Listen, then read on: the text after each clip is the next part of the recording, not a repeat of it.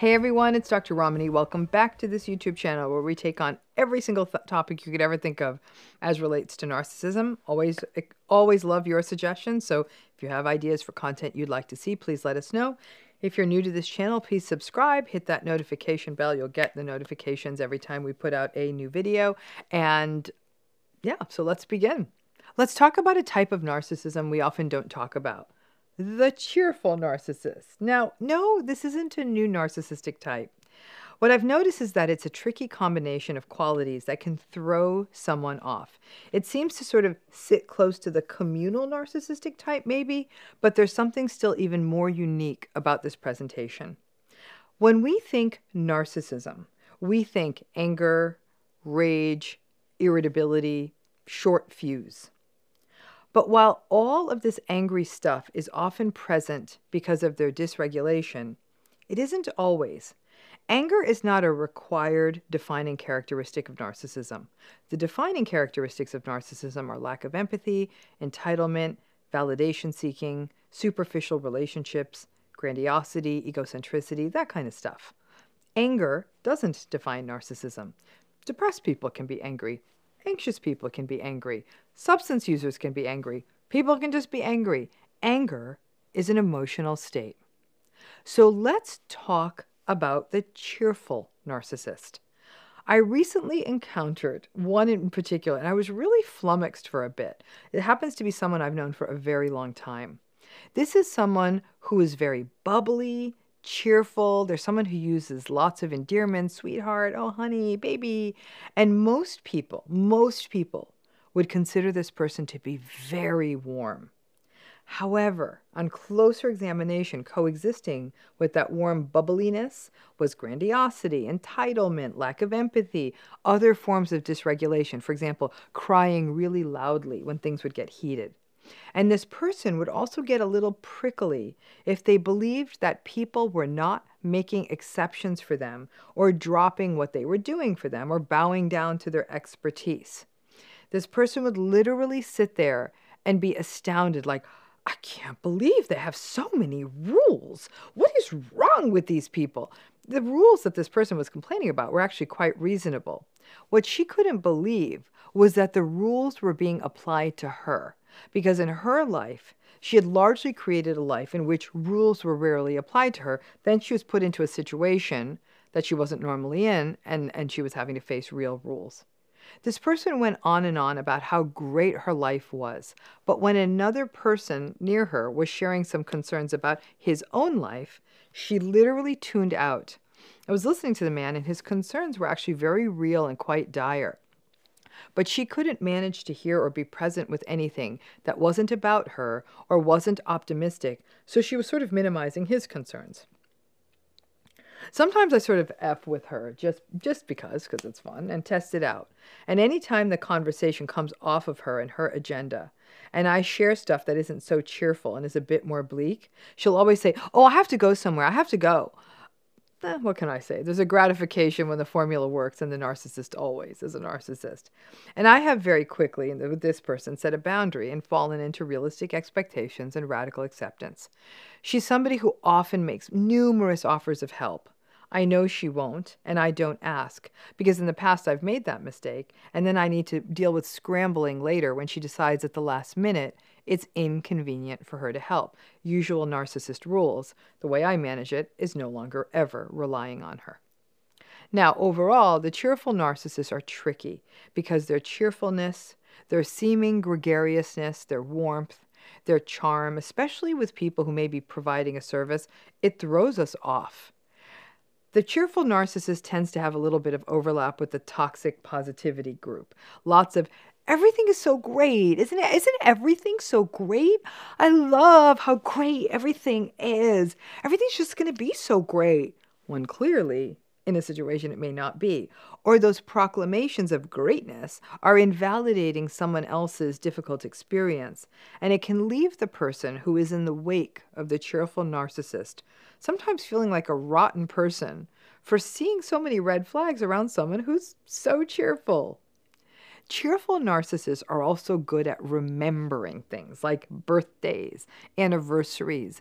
They show up with gifts when they're supposed to show up with gifts, and they text you funny things on your birthday. All of these patterns combine to create a really kind of sticky, messy cognitive dissonance. The cheerful narcissist will often get unmasked at times of crisis or need. For all of their cheerfulness, when you turn to them and really need their time or help, they will cheerfully tell you they can't help, but they just wanted to check in to see how you're doing and let you know everything's going to be okay. After promising to do, I'll do anything I can help you, sweetheart. And when you really ask them to do something like, oh, I'm sorry, I'm too busy.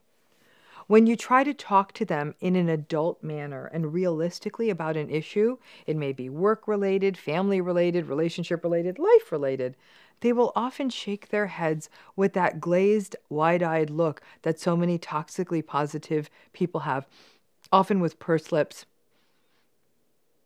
and then say, oh, come on now, and start on a minimization campaign or just be cheerful.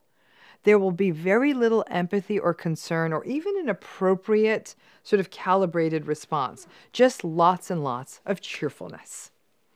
Cheerful narcissists don't do well with things not going well. They will often distance themselves from messy situations and will be nowhere to be found when the wheels come off a situation, but they're more than happy to weigh in from a comfortable and cheerful distance. It sort of violates their worldview that everything is supposed to go well for them. So if things don't go well, even if it's someone other person's life isn't going well, they kind of get anxious. Maybe not angry like narcissists usually do, but they get a little anxious. If you were to express anger or frustration or disappointment to the cheerful narcissist, and I've seen this happen many times, they will either not engage. For example, they may not respond to a text or an email, or they will minimize and gaslight you, but they will not get visibly angry at you. I got to tell you, I don't know what's worse when you're having it out with someone, them coming right back at you with anger or being gaslighted. Personally, I think I might choose someone getting angry at me if I'm angry with them, because at least the interaction is honest. But there is no room for anger in the cheerful narcissistic person's world.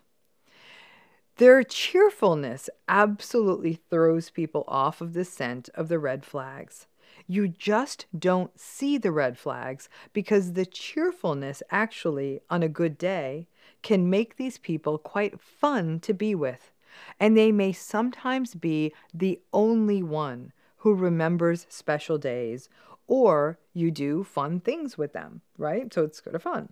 All of that fun can trick you and leave you feeling that this person, this cheerful narcissist, is someone you can turn to even at hard times because they're so cake-bringing, gift-giving, I'll do anything for you saying that you actually believe it.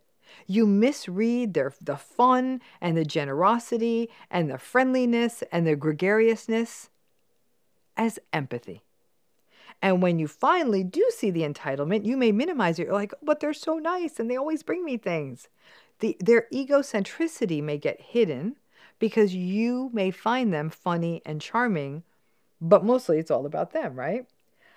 I'm going to use a word I hate because it's biased, but the word is histrionic. It fits here. The histrionic style of personality, shallow emotion, being superficial, having little depth, being really emotionally immature and shallow, it's likely a part of this cheerful narcissist presentation. It's sort of giggly and silly, but there's no maturity, no adulting, and no depth. Most cheerful, optimistic folks are not narcissistic. There's many actually really cheerful, empathic, non-entitled, non-egocentric, just kind people who are able to be present with your sadness or grief, who follow through, who are kind, who aren't entitled, and who are not toxically optimistic and positive. There are people out there who have the cheerfulness without the narcissism. When you find that person, hold on to them. I got one of these sorts of cheerful, non-narcissistic people in my life, and I'm never going to let go of her. But be on the lookout for this cheerful narcissistic pattern. The cheerful narcissist is dangerous because many people will engage in self-blame when they're around this narcissistic person. They'll say, oh, they're so nice. I must be an a-hole for thinking that they could be narcissistic. It's got to be me. That's the bad one. As always, I'm going to tell you, trust yourself. If it walks like a duck and it quacks like a duck, even if it has a funny, cheerful hat, it is still a duck. If any of you have ever encountered a cheerful narcissist, drop it in the comments. This is one that'll throw you off because you'll think, wow, this person seems so nice and they're so friendly. But when the rubber meets the road and life really happens, these cheerful narcissists are nowhere to be found. Thanks again.